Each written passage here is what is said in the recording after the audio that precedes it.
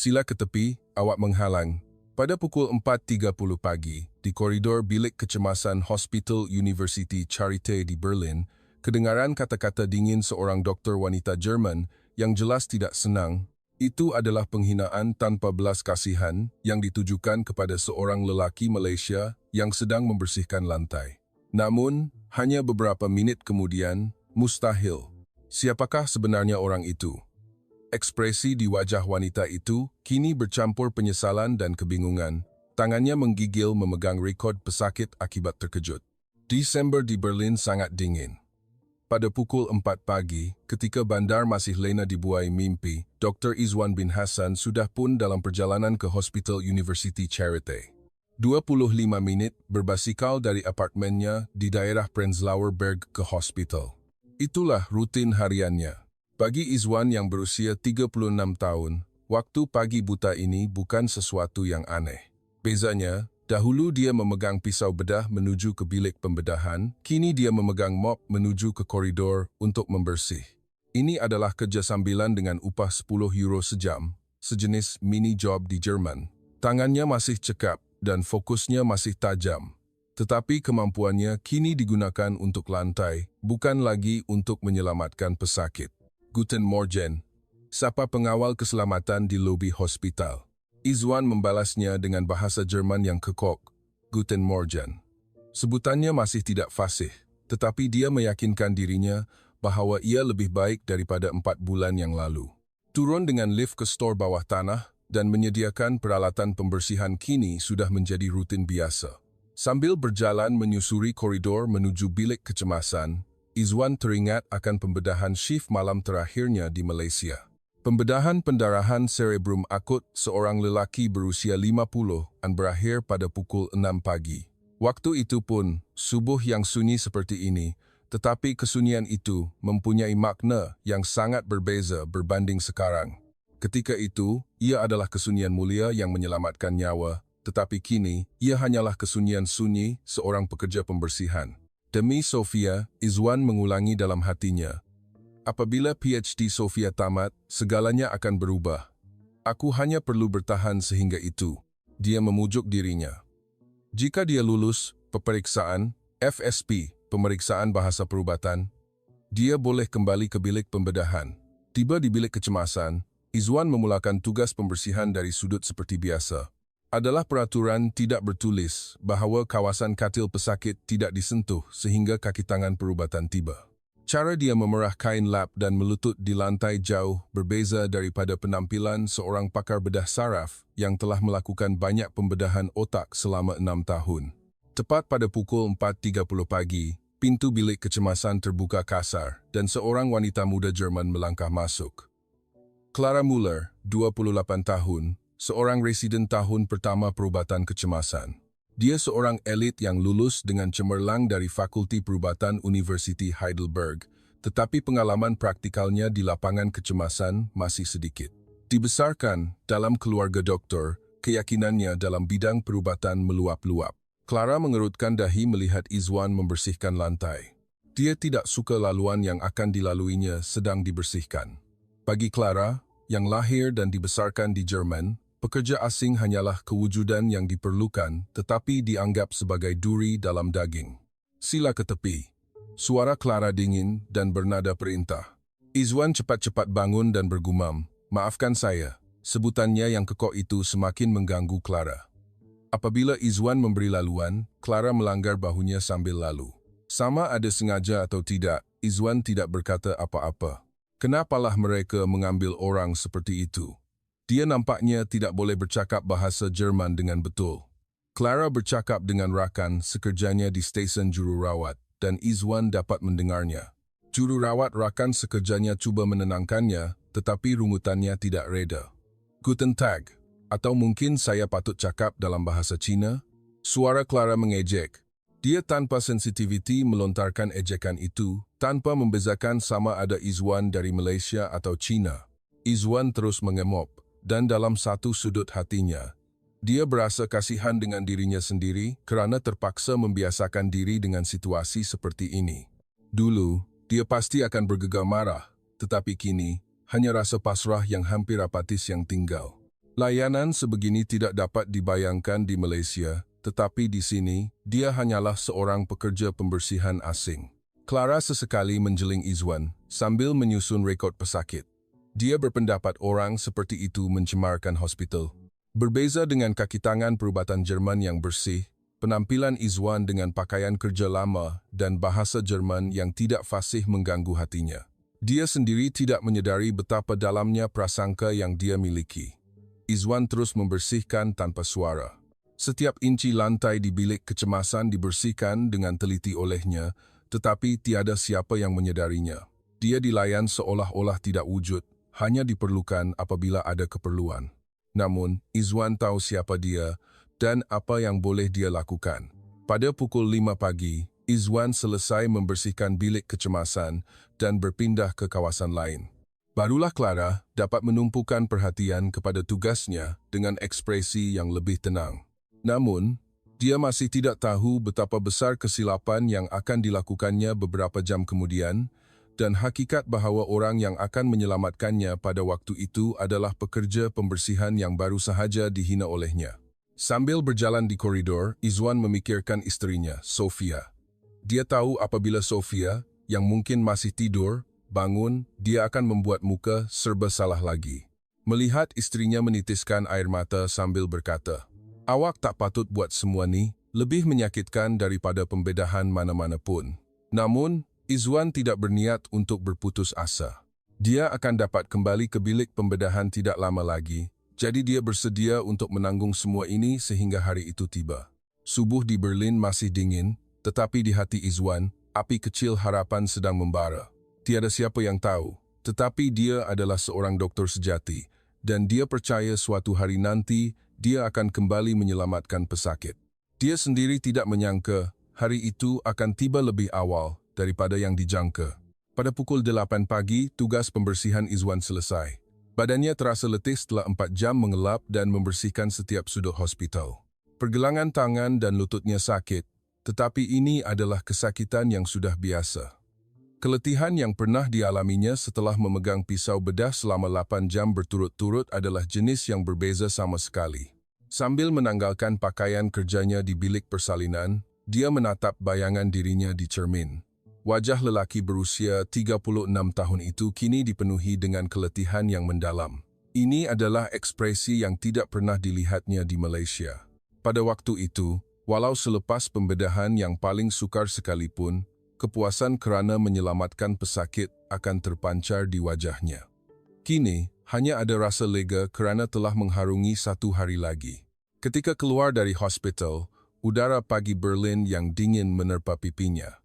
Izwan menaiki basikalnya dan menuju ke sebuah sekolah Jerman di daerah Mitte. Dari pukul 9 pagi hingga 11 pagi, kelas peringkat B1 menantinya. Ini adalah halangan yang mesti diatasi untuk lulus peperiksaan FSP. Kelas bahasa Jerman adalah harapan bagi Izwan dan pada masa yang sama punca kekecewaan.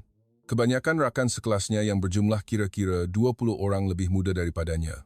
Dari pemuda pelarian Syria, jururawat dari negara Balkan, hingga pelajar keturunan Turki Jerman, masing-masing bergelut dengan bahasa Jerman dengan pelbagai sebab. Izwan adalah satu-satunya warga Malaysia di kelas itu dan tiada siapa yang tahu masa lalunya. "Bagaimana perasaan anda hari ini?" Cikgu Maria bertanya kepada Izwan. "Saya baik, terima kasih." Jawapan Izwan masih kekok. Walaupun secara tata bahasa betul, sebutan dan intonasinya tidak semula jadi. Walaupun dia pernah menulis makalah perubatan dalam bahasa Inggris di Malaysia, bahasa Jerman masih terasa seperti tembok tinggi. Semasa kelas, Izwan sering berhayal. Apakah yang sedang dilakukan rakan-rakan sekerjanya di Hospital Malaysia sekarang? Siapa yang mengisi kekosongan setelah dia pergi? Junior-junior yang bekerja bersamanya di bahagian bedah saraf Hospital University Malaya pasti masih berjaga malam untuk menyelamatkan pesakit. Sedangkan dia, di sini, bergelut untuk membentuk satu ayat bahasa Jerman yang paling asas. Realiti itu terasa sungguh menyedihkan. Selepas kelas, Izwan menuju ke perpustakaan pusat Berlin. Waktu petang adalah untuk belajar sendiri sebagai persediaan untuk PP Eksaan FSP. Dia duduk di sudut buku perubatan di perpustakaan, membuka buku teks neurologi yang ditulis dalam bahasa Jerman, tetapi semua kandungannya sudah dia ketahui. Anatomi aneurisma cerebrum, prosedur kraniotomi langkah demi langkah, gejala, dan rawatan peningkatan tekanan intrakranium, semuanya sudah ada di kepalanya. Masalahnya adalah, dia perlu menjelaskan semua pengetahuan ini dalam bahasa Jerman. Konsep perubatan yang boleh dijelaskan dengan logik dan jelas dalam bahasa Malaysia kini menjadi deretan perkataan seperti kanak-kanak dalam bahasa Jerman. Keyakinan sebagai pakar yang dibina selama 6 tahun terasa runtuh di hadapan tembok bahasa. Pada pukul 3 petang, telefon bimbit Izwan berdering. Isterinya, Sofia, menelpon. "Abang dah makan tengah hari?" "Ya, abang dah makan bekal. Saya makan di kafeteria University. Keputusan eksperimen hari ini agak pelik, jadi saya mungkin akan lambat." Suara Sofia kedengaran serba salah. Dia berasa bersalah kerana suaminya bekerja membersih sejak awal pagi, sedangkan dia pula asyik dengan penyelidikannya. Namun, Izwan berasa lebih bersalah kepada isterinya. Dia tahu bahawa Sofia tidak dapat menumpukan sepenuh hatinya kepada penyelidikan kerana terpaksa mengikutnya ke Jerman dan mengorbankan impiannya. "Tak apa, sayang. Buatlah pelan-pelan. Abang pun sedang belajar. Terima kasih, abang. Maafkan saya." Selepas menamatkan panggilan, Izwan menghela nafas. Sofia tidak perlu meminta maaf, tetapi dia selalu menyalahkan dirinya. Dia percaya bahawa Izwan bekerja sebagai pekerja pembersihan di Jerman adalah salahnya. Namun, bagi Izwan, impian Sofia sama pentingnya dengan impiannya sendiri. Malah, mungkin lebih penting. Pada pukul 6 petang, Izwan pulang ke rumah di Prenzlauer Berg. Apartemen 2.5 bilik itu kecil tetapi cukup luas untuk 2 orang. Sewa €950, ditambah dengan kos penyelenggaraan melebihi €1,000, tetapi ini masih dianggap murah di Berlin. Dengan pendapatan mini job Izwan sebanyak €832 dan beasiswa PhD Sofia sebanyak €1,000, kehidupan mereka masih berhimpit-himpit. Apabila dia membuka peti sejuk, sambal belacan mereka hampir habis. Sambal belacan yang dijual di pasar Asia berharga €8 sebungkus kecil, tetapi ia adalah sesuatu yang penting. Setiap kali rindu masakan Malaysia, sesudu sambal belacan dapat mengubat rindu tanah air. Izwan berfikir dia perlu pergi membeli belah sambil mula menyediakan makan malam yang ringkas. Pada pukul 8 malam, Sofia pulang. Wajahnya, sebagai pelajar PhD Biologi Molekul tahun kedua, menunjukkan keletihan bercampur sedikit kegembiraan. "Eksperimen berjaya?" Izwan bertanya. "Ya, hari ini saya akhirnya berjaya mengekspresikan protein itu." Penyelia pun terkejut. Mata Sofia bersinar-sinar. Semangatnya terhadap penyelidikan tidak sedikit pun pudar walaupun setelah datang ke Jerman. Malah, ia kelihatan semakin membara. Izwan melihat istrinya begitu dan sekali lagi yakin bahawa pilihannya adalah tepat. "Tahniah, malam ni kita kena makan hidangan istimewa." "Tak apa, yang ringkas pun cukup. Ini kan duit yang abang cari dari kerja keras." Suara Sofia menjadi perlahan. Dia berasa serba salah untuk meraihkan kejayaannya dengan wang yang suaminya peroleh dengan membersihkan lantai sejak awal pagi. Namun, bagi Izwan, kejayaan istrinya adalah kejayaannya sendiri. Jika Sofia dapat menamatkan PhD-nya dan mendapat pekerjaan di makmal yang baik, dia juga boleh memulakan hidupnya sebagai doktor di Jerman dengan tenang. Semasa makan malam, mereka berdua bercerita tentang apa yang berlaku pada hari itu. Sofia menceritakan anekdot menarik dengan rakan-rakan di makmal, manakala Izwan bercerita tentang ungkapan baharu yang dipelajarinya di kelas bahasa Jerman. Dia sengaja tidak menyebut tentang insiden memalukan di hospital kerana dia tahu ia akan menyedihkan isterinya. Pada pukul 10 malam, Izwan membuka buku teks peperiksaan FSP. Esok dia perlu bangun pada pukul 4 pagi, tetapi dia tidak boleh mengabaikan pelajaran. Hanya dengan lulus peperiksaan ini untuk mendapatkan lesen doktor di Jerman, barulah dia boleh kembali ke bilik pembedahan. Sofia sudah pun menyusun rancangan eksperimen untuk esok di bilik tidur. Izwan membaca istilah perubatan yang tertulis di dalam buku teks dengan suara yang kuat. Kandungannya adalah mengenai tanda-tanda peningkatan tekanan intrakranium pesakit. Konsep yang mudah dijelaskan dalam bahasa Malaysia tetapi masih sukar untuk diungkapkan dengan tepat dalam bahasa Jerman. Nampaknya masih jauh lagi perjalanan sebelum dia dapat berkomunikasi secara semula jadi dengan kaki tangan perubatan Jerman. Namun, Izwan tidak berputus asa. Dia telah mengharungi program residensi neurologi di Malaysia. Jika dia memikirkan hari-hari ketika dia belajar sehingga lewat malam, dimarahi oleh senior, dan belajar dari kegagalan berulang kali, kesukaran sekarang boleh ditanggung. Bezanya sekarang dia tidak bersendirian, tetapi bersama Sofia. Pada pukul 11 malam, Izwan menutup buku dan masuk ke bilik tidur. Sofia sudah tidur. Skrin komputer riba di meja di sisi katilnya penuh dengan rancangan eksperimen untuk esok. Izwan perlahan-lahan menutup komputer riba dan berbaring di sebelah Sofia. Dalam kegelapan, dia menatap siling dan berfikir. Esok pun, dia akan bangun pada pukul 4 pagi dan mengulangi perkara yang sama. Dia akan diabaikan oleh orang seperti Clara dan berputus asa kerana tidak dapat berbahasa Jerman dengan baik.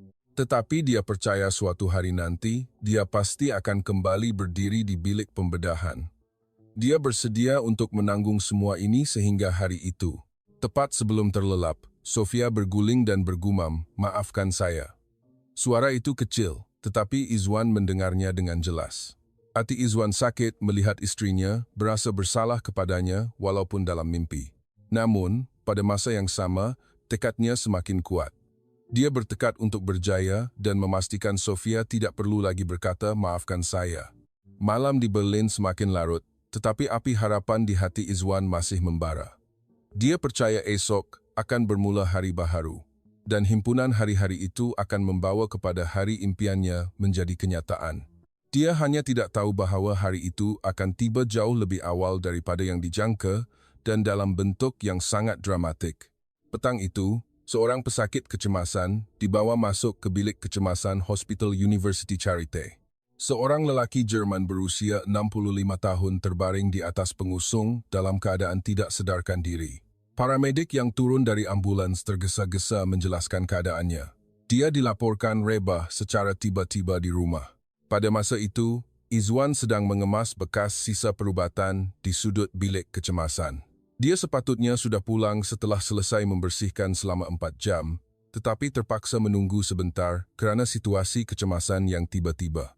Mengikut peraturan hospital, apabila pesakit kecemasan tiba, kaki tangan pembersihan juga perlu membuka laluan. Clara bergegas ke sana. Bagi Clara, yang bertugas di bilik kecemasan hari itu, ini adalah pesakit kritikal pertamanya. Walaupun dia cemerlang di Fakulti Perubatan University Heidelberg, situasi kecemasan sebenar tidak berlaku seperti yang tertulis dalam buku teks. Dia cuba memahami keadaan pesakit, tetapi tangannya menggigil sedikit. Keadaan pesakit nampak serius. Wajahnya pucat, dan pernafasannya tidak teratur. Tekanan darahnya juga sangat tinggi. Clara mengarahkan beberapa pemeriksaan asas, tetapi tidak dapat membuat diagnosis yang tepat. Kekurangan pengalamannya jelas. Sambil mengemas bekas sisa, Izwan tanpa sedar melirik ke arah pesakit. Itu adalah tabiat lamanya. Selama 6 tahun bekerja sebagai pakar bedah saraf di Malaysia, ia adalah penyakit pekerjaan yang telah sebati dalam dirinya. Naluri untuk cuba memahami keadaan pesakit secara automatik berfungsi apabila dia melihat pesakit. Pada masa itu, sesuatu yang tidak normal menarik perhatian Izwan. Anak mata kanan pesakit jelas lebih besar daripada yang kiri. Kekuatan otot pada anggota badan kirinya juga kelihatan sangat lemah. Ini bukan hanya pengsan biasa. Ini adalah gejala neurologi tipikal yang disebabkan oleh peningkatan tekanan intrakranium. Clara masih hanya memeriksa tanda-tanda vital asas pesakit. Dia mengukur tekanan darah, nadi, dan kadar pernafasan. Tetapi terlepas pandang pemeriksaan neurologi yang penting, dari pandangan Izwan, ia jelas merupakan tanda-tanda pendarahan intrakranium hipertensi. Pelik tak? Tekanan darahnya terlalu tinggi untuk pengsan biasa, gumam Clara kepada jururawat. Namun, diagnosisnya masih tidak pasti. Mungkin pengsan akibat tekanan. Sediakan untuk pindah ke wad perubatan dalaman. Mendengar kata-kata itu, Izwan terkejut. Pesakit ini sama sekali tidak boleh dihantar ke wad perubatan dalaman. Situasi ini memerlukan imbasan CT kecemasan segera dan penyediaan pembedahan kecemasan neurologi. Tetapi dia hanyalah seorang pekerja pembersihan. Keadaan pesakit semakin teruk. Tahap kesedaran semakin menurun dan corak pernafasan juga menjadi tidak normal. Dari pengalamannya, ini adalah tanda jelas tekanan intrakranium yang meningkat dengan cepat. Dalam beberapa menit, ia boleh menjadi situasi yang tidak dapat diperbaiki. Izwan bergelut hebat dalam hatinya. Patutkah dia campur tangan atau tidak? Adakah cara untuk membantu pesakit tanpa mendedahkan identitinya? Namun, di hadapan nyawa pesakit, pengiraan seperti itu tidak berguna. Maafkan saya, Izwan menghampiri Clara dengan berhati-hati. Clara terkejut kerana seorang pekerja pembersihan bercakap dengannya. Apatah lagi di tempat kerja perubatan. Wajahnya segera menunjukkan ekspresi tidak senang. Apa? Saya sibuk sekarang. Izwan berkata selembut mungkin. Anak mata pesakit nampaknya tidak sama besar di kiri dan kanan. Dan pergerakan tangan serta kaki kirinya juga, wajah Clara berkerut. Dia berpendapat adalah mustahil bagi seorang pekerja pembersihan untuk memberi nasihat perubatan. Tambahan pula, dia berasa tidak senang dengan orang asing yang mencampuri urusan kaki tangan perubatan Jerman seperti ini. Apa yang awak tahu? Saya doktor, bukan awak. Jururawat-jururawat di sekeliling juga memandang Izwan dengan aneh. Mereka merasakan adalah menggelikan bagi seorang pekerja pembersihan untuk memberi nasihat kepada kaki tangan perubatan tentang keadaan pesakit. Kedengaran juga seseorang ketawa kecil. Saya dengar orang Asia pura-pura jadi doktor dengan pengetahuan perubatan cetek dari internet, rupanya betul ya. Izwan berasa wajahnya panas tetapi menahan diri. Yang penting sekarang adalah nyawa pesakit, bukan egonya. Tetapi tiada suasana untuk dia berkata apa-apa lagi. Dia sudah melampaui batas. Clara memandang Izwan dan membelakanginya. Lakukan kerja awak dengan betul. Jangan ganggu kerja perubatan. Izwan terpaksa beredar dari situ. Dia menolak bekas sisa dan bergerak ke hujung koridor, tetapi hatinya masih tertinggal di sisi pesakit. Jelas sekali ini akan menjadi sangat berbahaya jika dibiarkan. 10 menit berlalu. Keadaan pesakit semakin merosot dengan cepat seperti yang dijangka oleh Izwan. Tahap kesedaran semakin menurun dan pernafasan juga tidak teratur. Pada waktu itu, barulah Clara mula panik. Pelik tak? Kenapa tahap kesedaran semakin menurun? Jururawat memeriksa tanda-tanda vital semula, tetapi tidak menemui punca yang jelas. Clara berasa keliru berhadapan dengan realiti yang tidak dapat diselesaikan dengan pengetahuan buku teks. Teori dan praktik adalah sangat berbeza. Tiba-tiba, pesakit mengalami sawan, seluruh badannya mula bergegar hebat. Bilik kecemasan serta-merta menjadi huru-hara. Clara panik sepenuhnya. CT kecemasan. Sekarang juga, dia akhirnya mengarahkan pemeriksaan untuk diagnosis yang tepat, tetapi golden hour sudah terlepas. Jika dia bertindak segera apabila Izwan mula-mula menunjukkan, keadaan pesakit tidak akan menjadi seteruk ini. Keputusan imbasan CT sepenuhnya sepadan dengan jangkaan Izwan. Ia adalah pendarahan intracranium hipertensi.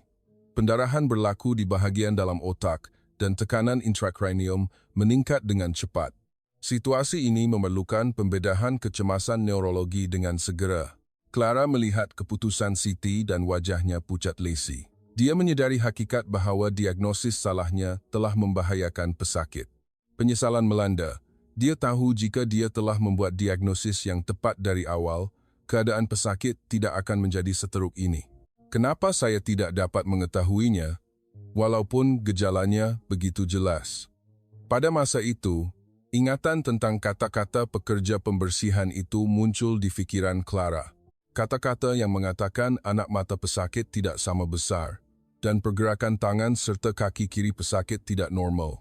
Itu adalah gejala yang sama yang baru disahkan. Izwan melihat pesakit dibawa ke bilik pembedahan kecemasan dari jauh. Nasib baik, Profesor Bedah Saraf sendiri akan mengetuai pembedahan. Walaupun tidak terlalu lewat, ada harapan bahawa nyawa pesakit akan terselamat. Namun, perasaan tidak berdaya kerana pesakit tidak perlu menderita sebegini jika mereka mendengar kata-katanya tidak hilang.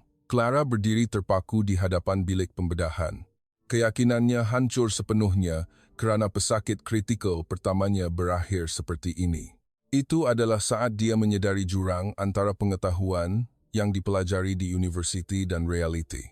Malam itu, Izwan tidak dapat tidur. Wajah pesakit terus terbayang-bayang di fikirannya. Rasa bersalah kerana tidak dapat membantu secukupnya disebabkan kedudukannya sendiri, walaupun nyawa itu pasti dapat diselamatkan, menyiksanya. Malam itu adalah malam yang penuh penderitaan antara rasa tanggungjawab sebagai doktor dan realiti.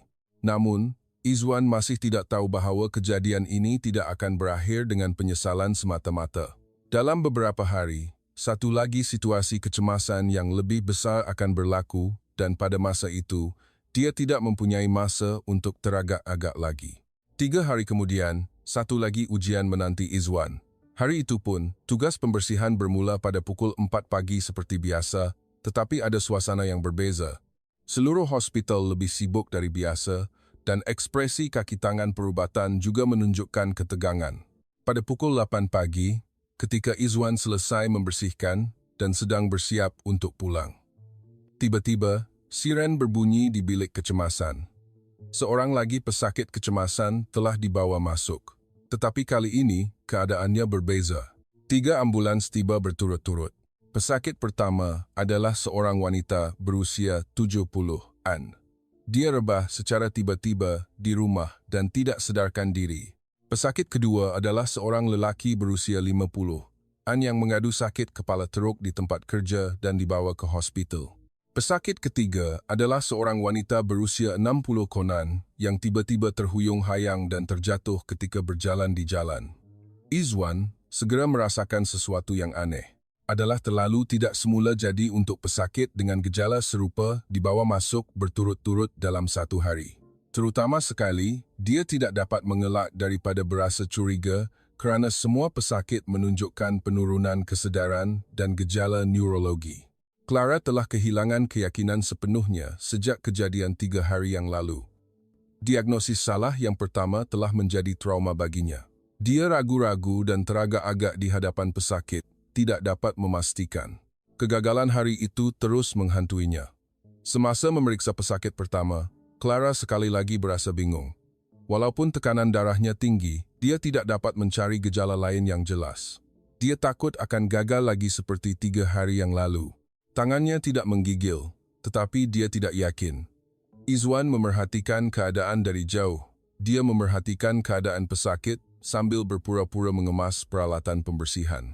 Pengalamannya selama 6 tahun dalam neurologi memberitahunya. Ini bukan hanya kebetulan. Gejala pesakit pertama menunjukkan tanda-tanda tipikal stroke.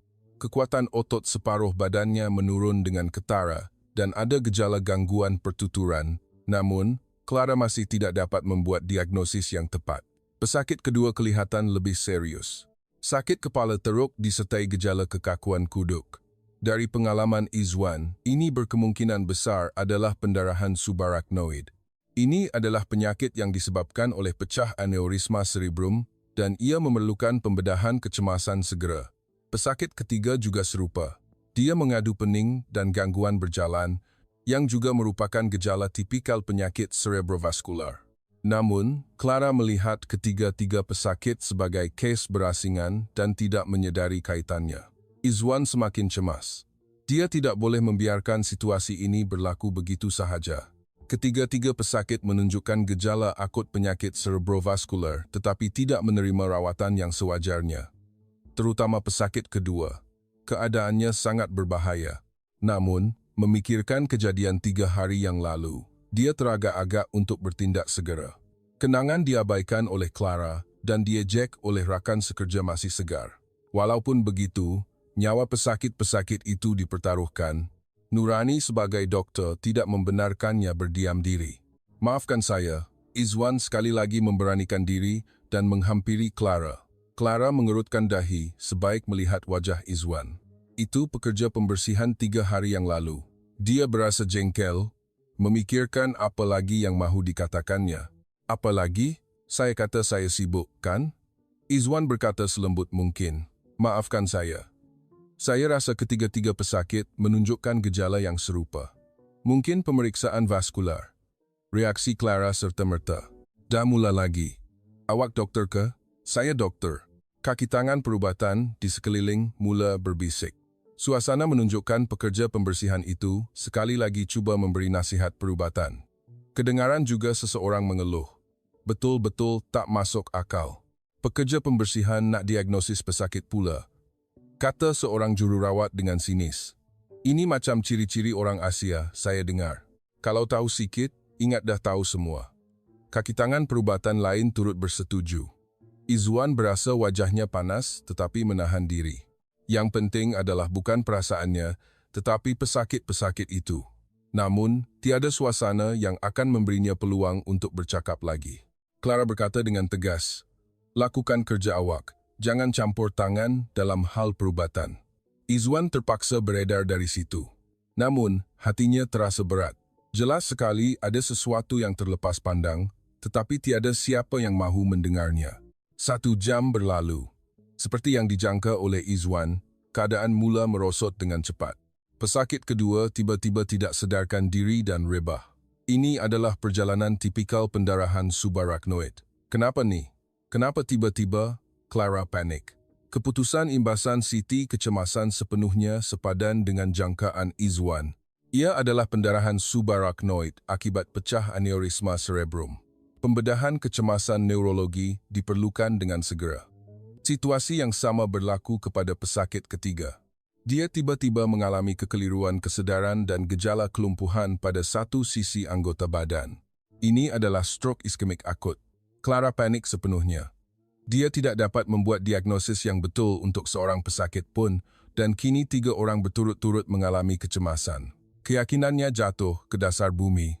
Kenapa jadi begini? Kenapa gejalanya semakin teruk dengan cepat? Seorang senior bergegas datang. Setelah memahami keadaan, dia segera memberi arahan. Pindahkan ketiga-tiga pesakit ke bilik bedah saraf. Kesilapan Clara sekali lagi membahayakan pesakit. Izwan memerhatikan semua situasi ini dari jauh dengan hati yang pedih.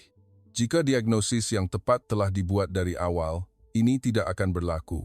Namun, tiada siapa yang mendengar kata-katanya. Clara menyalahkan dirinya sambil melihat pesakit-pesakit dibawa ke bilik pembedahan. Gagal lagi. Kali ini 3 pesakit serentak.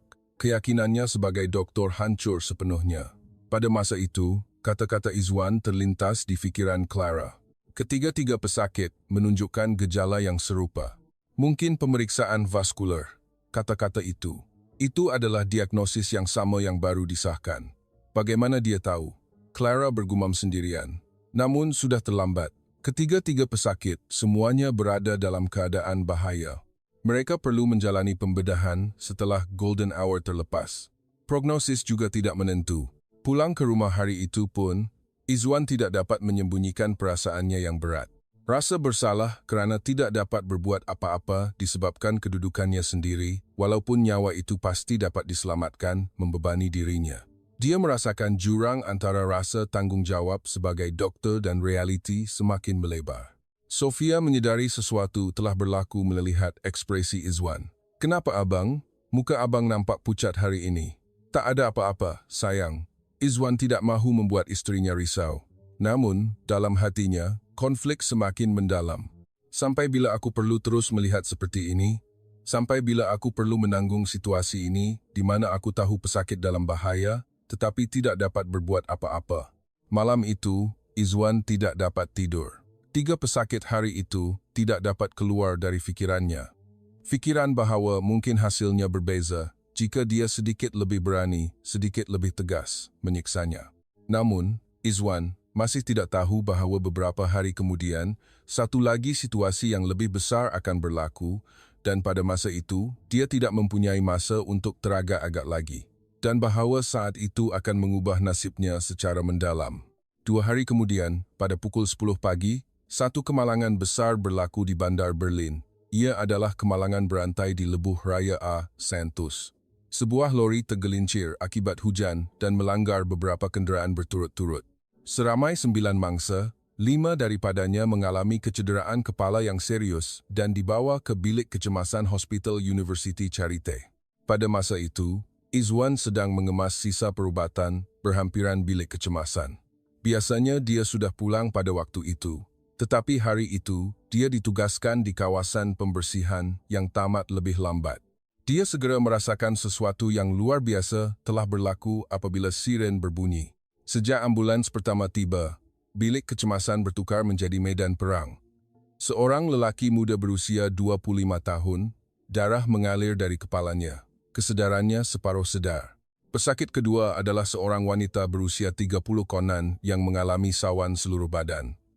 Pesakit ketiga, keempat, dan kelima juga dibawa masuk berturut-turut. Kesemua mereka mengalami kecederaan kepala yang serius. Seorang mengalami keretakan tengkorak yang teruk, manakala seorang lagi tidak sedarkan diri sepenuhnya akibat pendarahan otak. Pesakit-pesakit lain juga mengalami kecederaan yang berbeza tahapnya. Bagi Clara, kemalangan besar seperti ini adalah pengalaman pertamanya. Dengan keyakinan yang hilang sepenuhnya akibat diagnosis salah yang berturut-turut beberapa hari ini, dia panik sepenuhnya berhadapan dengan situasi ini. Tangannya mula menggigil. Bilik kecemasan segera dipenuhi kaki tangan perubatan. Namun, tidak cukup kaki tangan untuk merawat 5 pesakit kritikal serentak. Tambahan pula, walaupun kesemua mereka memerlukan rawatan kecemasan neurologi, pakar bedah saraf sedang dalam pembedahan dan tidak dapat datang segera. Izwan tanpa sedar menghentikan langkahnya sambil menolak bekas sisa. Dia dapat memahami keadaan pesakit sekilas pandang. Itu adalah situasi kecemasan yang telah dilihatnya berkali-kali sepanjang 6 tahun bekerja dalam neurologi. Tahap keterukan setiap pesakit dan rawatan yang diperlukan secara automatik dihitung dalam fikirannya. Keadaan yang paling berbahaya adalah wanita berusia 30 pon yang dibawa masuk kedua. Sawan yang tidak berhenti adalah tanda tekanan intrakranium yang meningkat dengan cepat. Jika rawatan untuk menurunkan tekanan intrakranium tidak diberikan segera, dia boleh jatuh ke dalam keadaan mati otak. Pesakit lelaki pertama juga serius. Refleks anak matanya hampir tiada. Disyaki peningkatan tekanan intrakranium akibat pendarahan otak. Pesakit ketiga mengalami kerosakan tisu otak secara langsung akibat keretakan tengkorak yang teruk. Clara berdiri terpaku di hadapan pesakit pertama, tidak tahu apa yang perlu dilakukan. Dia telah memeriksa tanda-tanda vital asas, tetapi tidak pasti apa yang perlu dilakukan seterusnya. Kegagalan-kegagalan sebelumnya telah menjadi trauma, menghalang dia daripada membuat keputusan. Jururawat lain juga serupa. Mereka tidak pernah mengalami situasi kecemasan berskala besar seperti ini. Masing-masing melakukan tugas mereka, tetapi tidak dapat menetapkan keutamaan secara keseluruhan atau bertindak balas secara sistematik. Izwan tidak dapat bertahan lagi. Sawan pesakit kedua tidak berhenti. Situasi ini benar-benar berbahaya jika rawatan kecemasan tidak diberikan segera. Namun, tiada siapa yang memberikan rawatan yang sewajarnya. Dia tidak tahan lagi. Izwan menjatuhkan bekas sisa ke lantai. Dengan bunyi dentuman, semua pandangan kaki tangan perubatan tertumpu kepadanya. Saya tidak boleh hanya melihat. Suara Izwan bergema di seluruh bilik kecemasan. Ia adalah suara yang kuat dan berbeza sama sekali dari sikapnya yang pendiam dan sederhana sebelum ini. Semua kaki tangan perubatan terkejut dan memandangnya. Izwan tanpa ragu-ragu bergegas ke arah pesakit kedua. Dia segera mula memeriksa keadaan pesakit yang mengalami sawan. Dia memeriksa saiz anak mata dan kekakuan leher. Gerak tangannya adalah sepenuhnya seperti seorang profesional perubatan yang mahir. Pesakit ini mengalami peningkatan tekanan intrakranium yang mendadak. Kita mesti segera berikan manitol dan induksi hiperventilasi. Clara dan jururawat terkejut melihat Izwan. Pekerja pembersihan yang mereka pandang rendah beberapa hari yang lalu tiba-tiba menggunakan istilah perubatan profesional dan memeriksa pesakit. Izwan tidak berhenti.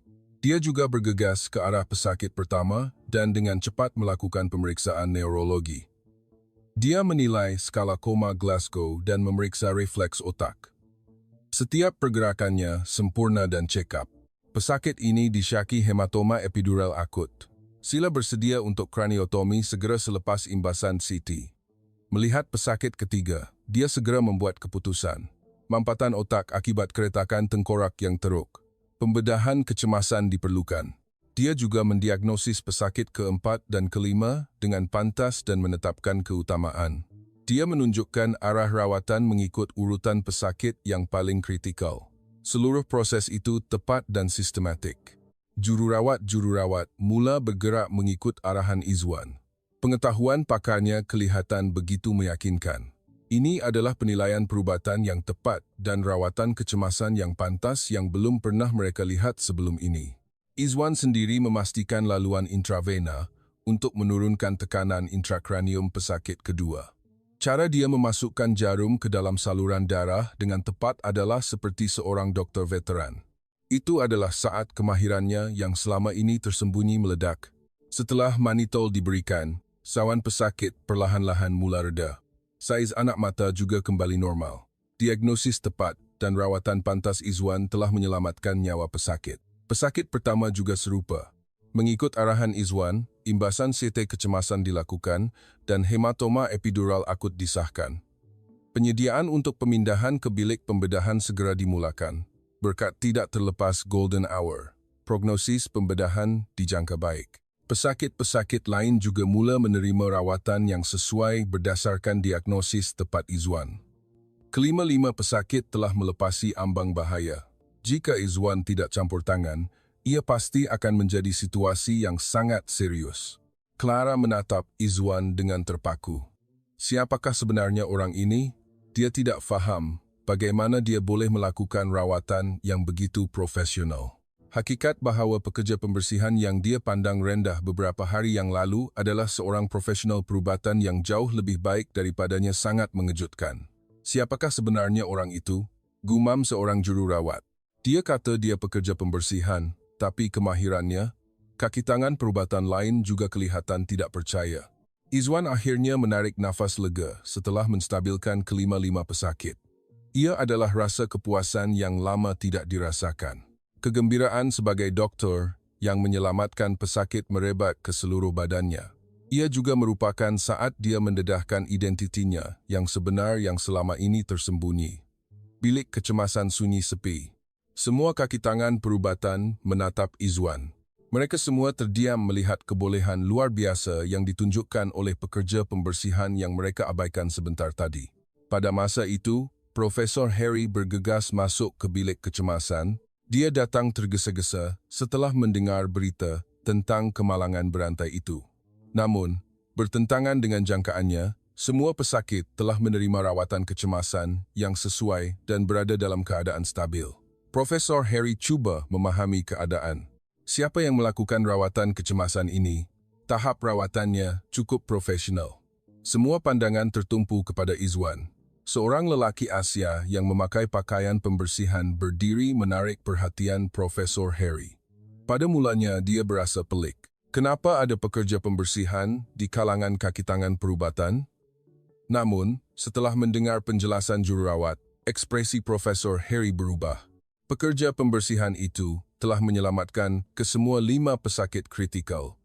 Malah dengan penilaian perubatan yang sempurna. Betul ke awak yang buat semua ni? Profesor Harry bertanya kepada Izwan. Izwan teragak-agak seketika. Dia tidak boleh bersembunyi lagi. Ini adalah saat identitinya terdedah. Namun, dia tidak menyesal.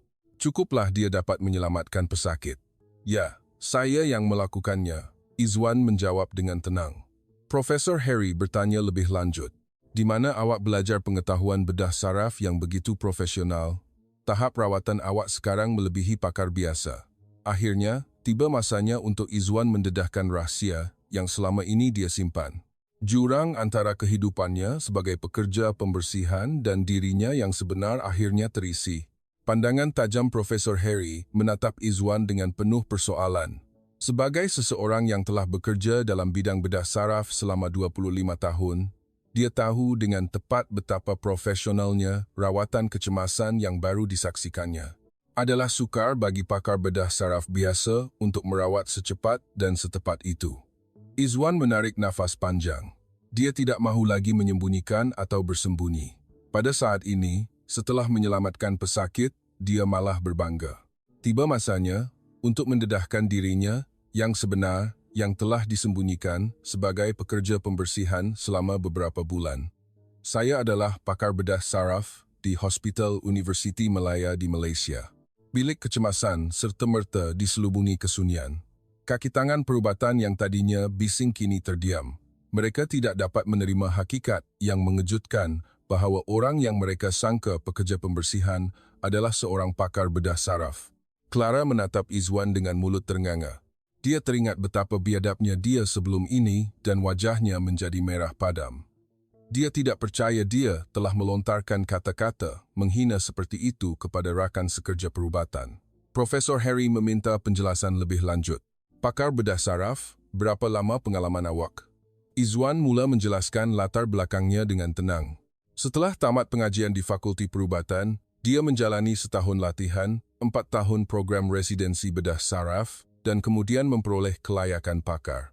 Selepas itu, dia bekerja selama 6 tahun di Hospital University Malaya. Dia juga mendedahkan pengalaman pembedahan konkretnya. Dia menyatakan telah mengendalikan 80 kraniotomi kecemasan malam, 35 clipping aneurisma cerebrum, dan pelbagai pembedahan vaskula otak. Dia menjelaskan bahawa dia mempunyai kepakaran dalam merawat pendarahan kecemasan dan pesakit trauma. Jururawat-jururawat saling berpandangan dengan terkejut. Mereka baru kini memahami siapa sebenarnya orang yang mereka hadapi. Mereka telah memandang rendah dan melayan seorang pakar bedah saraf yang telah bekerja selama 6 tahun di sebuah hospital besar di Malaysia sebagai pekerja pembersihan. Profesor Harry bertanya lebih lanjut secara spesifik. Dengan latar belakang seperti itu, awak pasti seorang yang sangat berkemampuan. Kenapa awak bekerja sebagai pekerja pembersihan di sini? Izwan menjelaskan situasinya. Dia memberitahu bahawa istrinya sedang mengikuti program PhD Biologi Molekul di University Humboldt di Berlin. Atas sebab itu, dia datang ke Jerman dan bekerja sebagai pekerja pembersihan untuk mencari nafkah sambil membuat persediaan untuk peperiksaan FSP.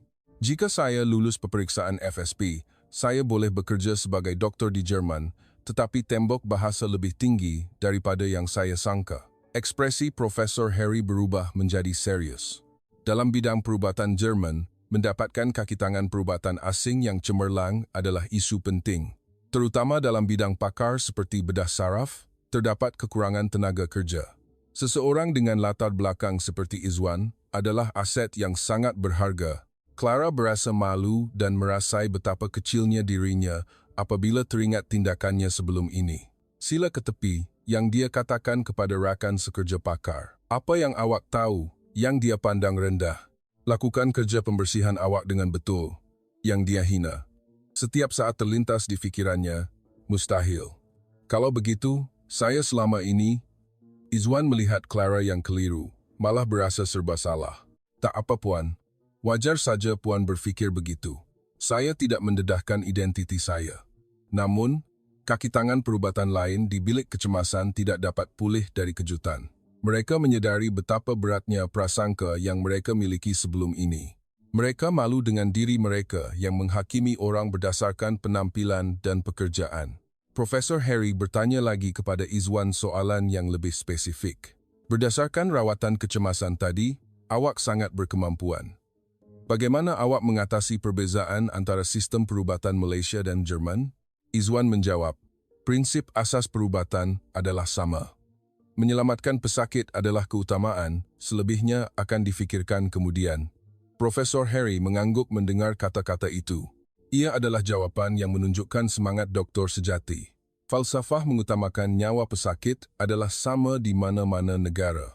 Seorang jururawat memberanikan diri bertanya, kalau begitu, gejala pesakit-pesakit beberapa hari yang lalu yang awak sebutkan dengan tepat itu juga?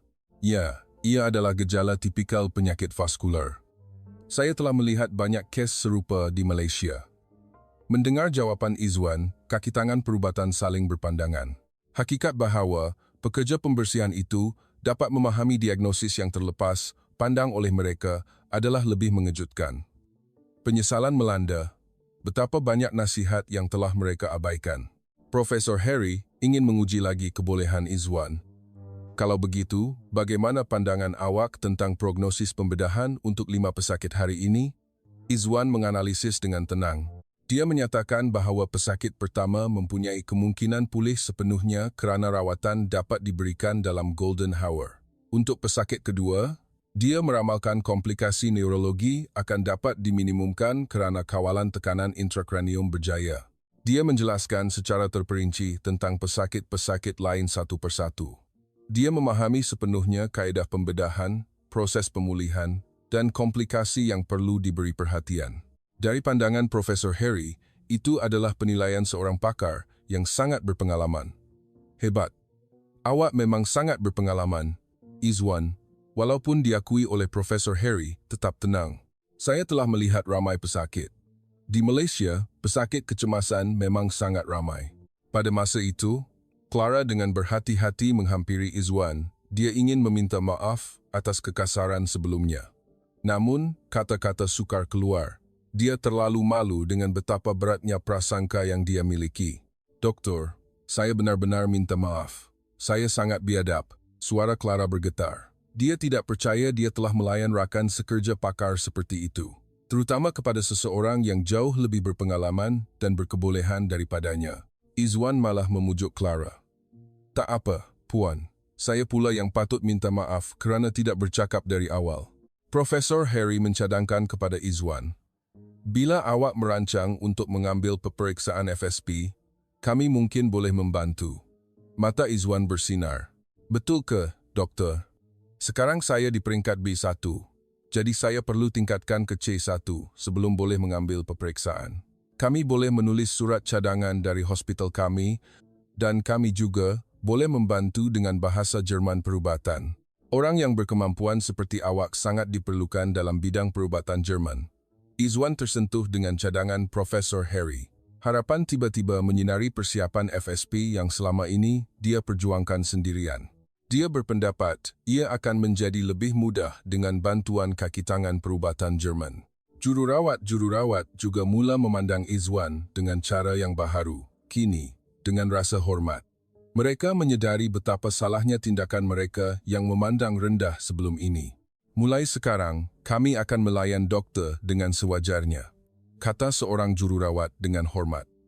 Oh, tidak, Puan. Santai saja. Saya masih perlu meneruskan kerja pembersihan saya. Sikap rendah diri Izwan membuat semua kaki tangan perubatan semakin kagum. Walaupun dengan kebolehan dan latar belakang seperti itu, dia sama sekali tidak sombong. Ia adalah saat yang menunjukkan martabat seorang doktor sejati.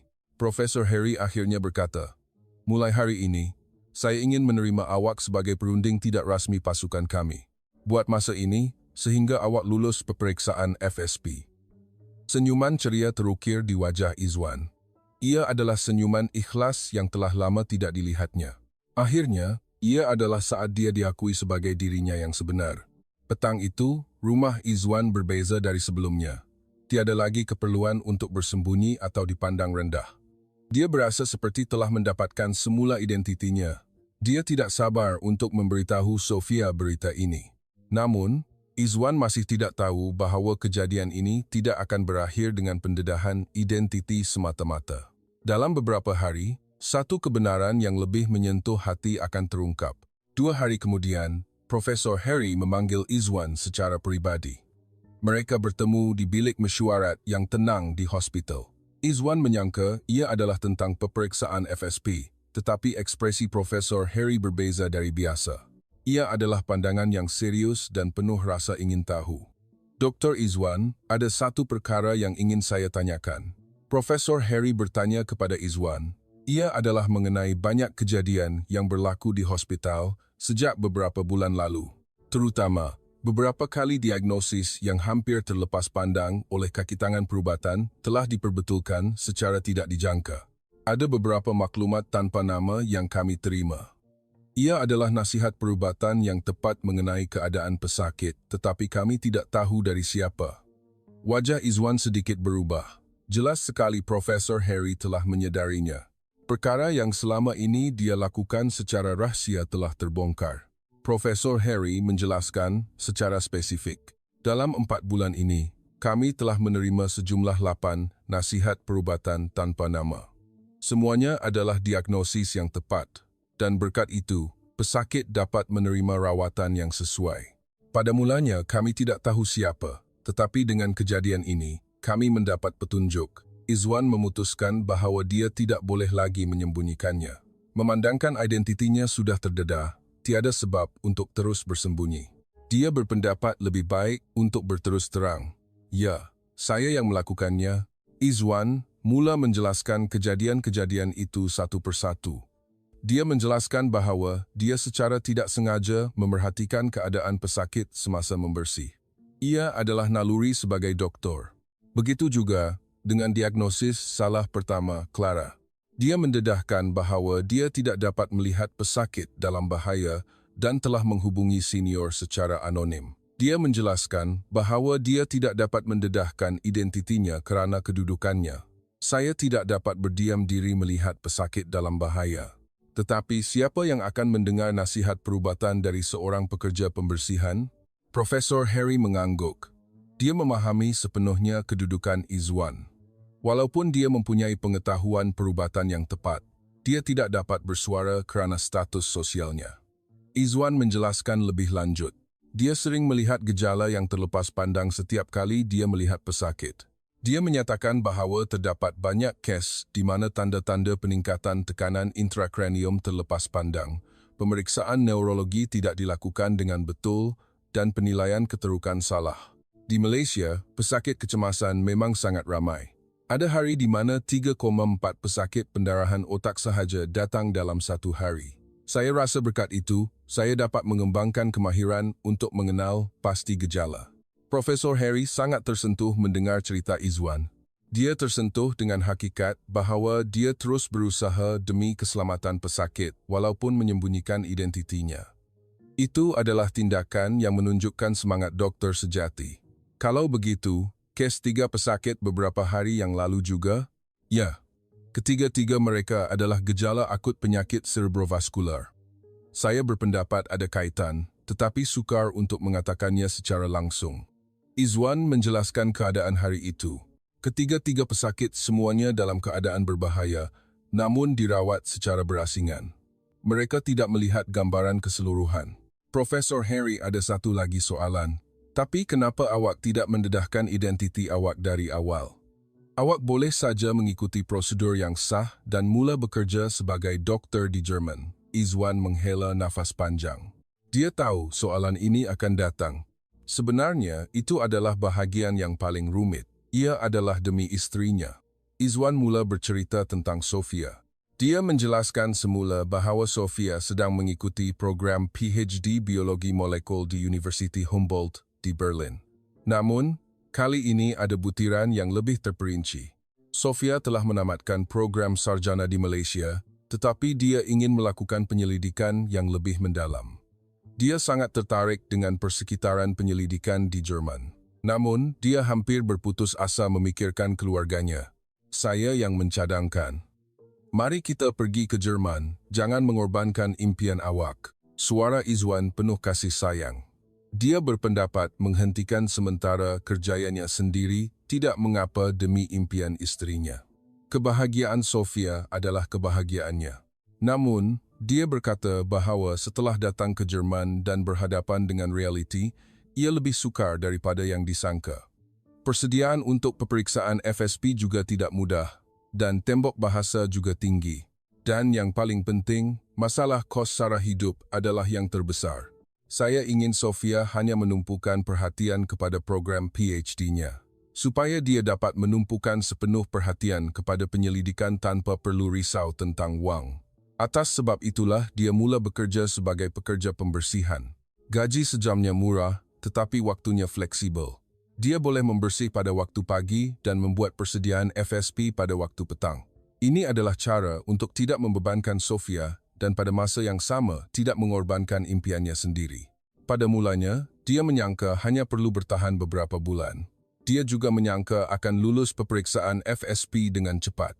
Namun, realitinya berbeza. Bahasa Jerman lebih sukar daripada yang disangka, terutamanya bahasa Jerman perubatan lebih rumit. Selain itu, menyesuaikan diri dengan sistem perubatan Jerman juga tidak mudah. Profesor Harry sangat tersentuh mendengar cerita Izwan. Cara dia mengetepikan impiannya sendiri demi impian istrinya terasa mulia. Tambahan pula, dia masih tidak melupakan pesakit dan cuba membantu walaupun dalam keadaan seperti itu yang lebih mengagumkan Dia benar-benar seorang insan yang hebat. Sebagai doktor dan juga sebagai suami, Izwan berasa malu. Oh tidak, doktor. Terlalu memuji. Namun, Profesor Harry benar-benar berfikir begitu dari hati. Dia berpendapat doktor, dengan kepribadian seperti ini, sangat diperlukan dalam bidang perubatan Jerman. Kerana selain daripada kemahirannya, hatinya yang mengutamakan pesakit adalah tulus. Bagaimana pula dengan penyelidikan istri awak? Wajah Izwan ceria. Ya, beliau sangat gembira dengan keputusan eksperimen baru-baru ini. Penyelia juga kelihatan berpuas hati. Dia juga memberikan gambaran optimis bahawa Sofia berkemungkinan besar akan menamatkan program PhD-nya dengan jayanya. Tesisnya dijangka akan siap sekitar tahun depan. Profesor Harry mencadangkan, kalau begitu, kami mesti memberikan sokongan yang lebih aktif. Bukan hanya peperiksaan FSP, tetapi dalam aspek lain juga. Dia berkata bahawa hospital akan membuat program seperti intern CHP untuk membantu Izwan menyesuaikan diri dengan sistem perubatan Jerman. Dia juga berjanji akan membantu dalam membina rangkaian dengan kaki tangan perubatan. Kami tidak boleh melepaskan orang yang berkemampuan seperti awak. Ini adalah kerugian bagi bidang perubatan Jerman. Izwan berterima kasih dari lubuk hatinya, tetapi pada masa yang sama dia berasa serba salah. Maafkan saya kerana menyembunyikannya selama ini. Sepatutnya saya beritahu dari awal. Tidak mengapa. Saya faham sepenuhnya. Itulah situasi awak. Profesor Harry malah menyatakan bahawa dia menghormati pilihan Izwan. Ia adalah pengorbanan demi keluarga dan hakikat bahawa dia tidak melupakan pesakit, walaupun dalam situasi seperti itu dinilai lebih berharga. Mulai sekarang, marilah bekerja secara rasmi dengan kami, tiada lagi keperluan untuk bersembunyi. Air mata bertakung di mata Izwan. Perasaan lega kerana kesusahan berbulan-bulan telah membuahkan hasil dan harapan untuk masa depan melimpah ruah. Akhirnya, dia dapat hidup sebagai dirinya yang sebenar. Petang itu, Izwan pulang ke rumah dan menceritakan segalanya kepada Sofia. Sofia menangis dan memeluk suaminya.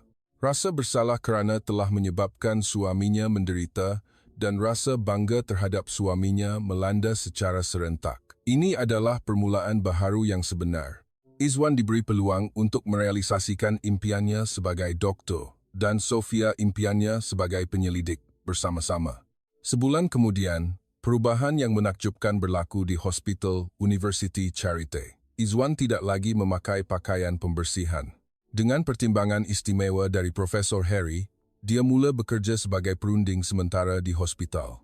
Ini adalah peluang keemasan untuk membuat persediaan peperiksaan FSP dan pada masa yang sama mendapatkan pengalaman praktikal. Perubahan terbesar berlaku kepada Clara. Dia mengagumi Izwan sebagai mentor dan belajar dengan bersungguh-sungguh.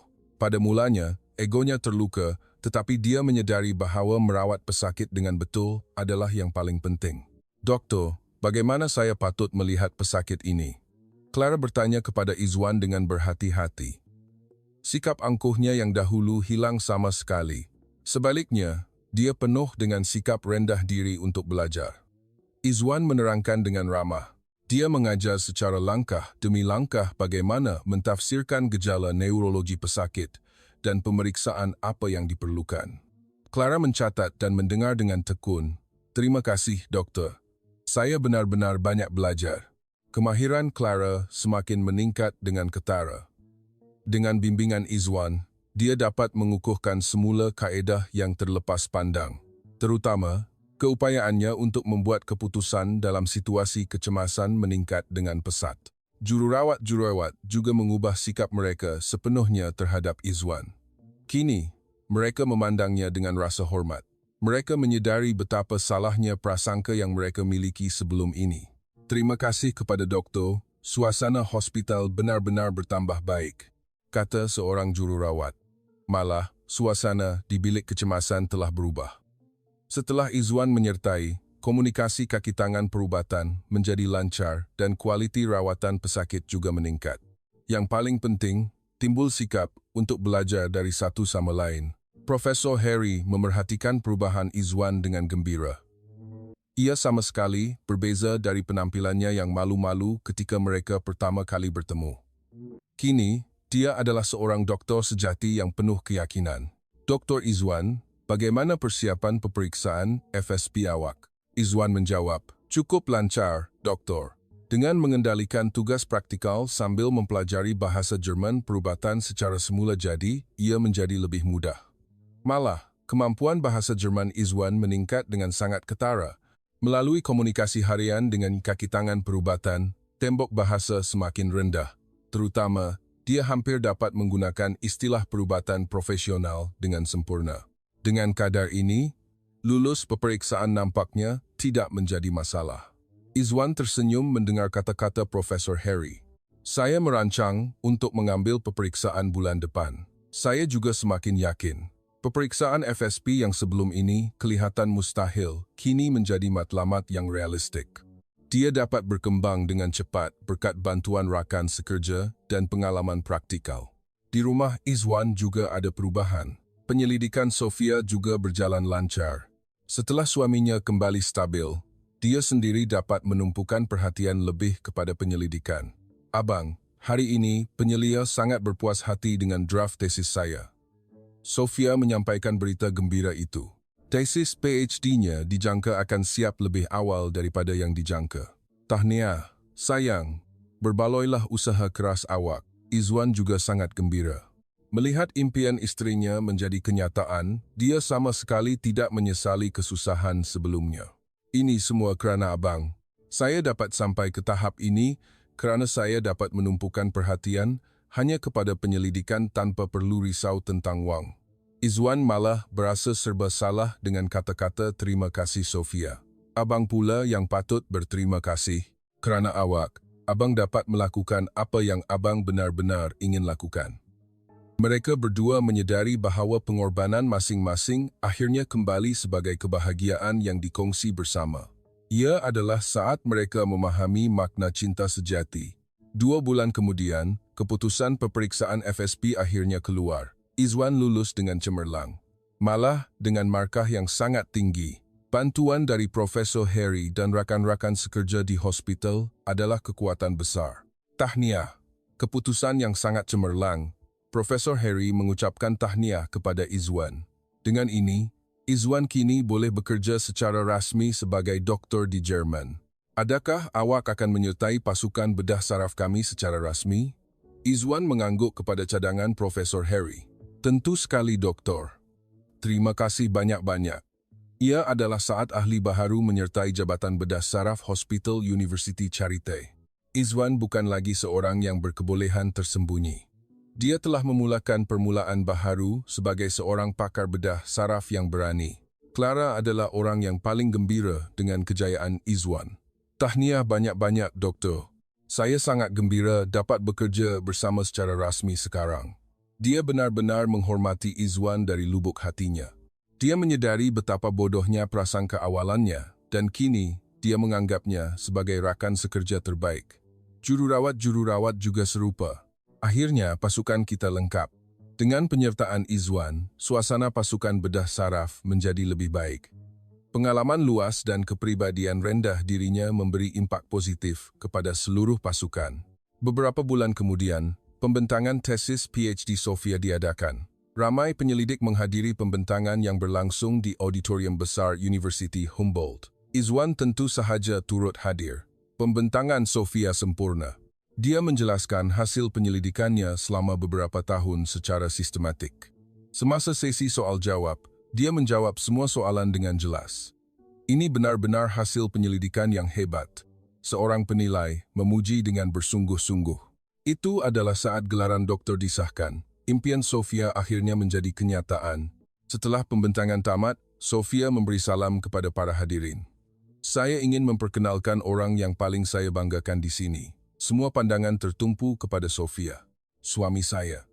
Sekarang beliau bekerja sebagai doktor bedah saraf di Berlin. Suara Sofia penuh kebanggaan ketika memperkenalkan Izwan. Kerana dia tahu lebih daripada siapapun tentang pengorbanan dan usaha suaminya. Para hadirin mengucapkan tahniah kepada Izwan. Ramai yang tersentuh dengan kisah pasangan Malaysia yang berjaya sebagai doktor di Jerman. Mereka benar-benar pasangan yang hebat, kata seseorang. Izwan dan Sofia saling berpandangan. Itu adalah saat semua kesusahan mereka terbalas. Malam itu, mereka berdua mengadakan sambutan kecil di sebuah restoran Jepun kecil di bandar Berlin.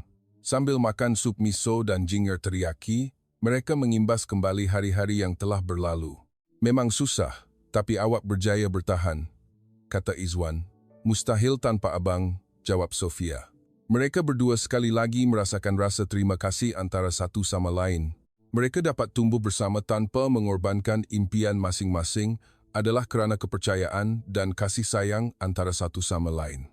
Kini, Izwan bekerja sebagai doktor bedah saraf yang berwibawa di Hospital University Charité.